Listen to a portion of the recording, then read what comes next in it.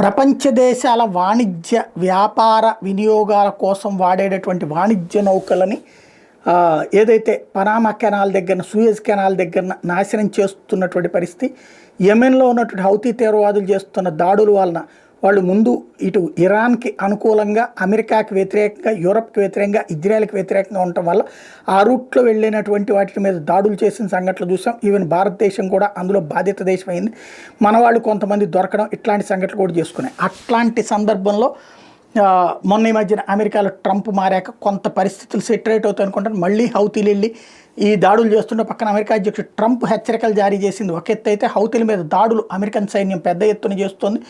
Hamas మీద దాడులేమో Israel చేస్తుంటే, హౌతీల మీద దాడులు, యెమెన్లో ఉన్నట్టు హౌతీల మీద దాడులేమో ఇటు వీళ్ళు చేసుకొస్తున్నట్టు పరిస్థితి అమెరికా. అయితే ఇదే సందర్భంలో తాజాగా వినబడుతున్నటువంటిది, ఇరాన్కి సంబంధించినటువంటి అత్యంత పవర్ఫుల్ స్పై షిప్ బయటకు కనబడదు, గ్రౌండ్లో నుంచి వెళ్తూ ఉంటుంది.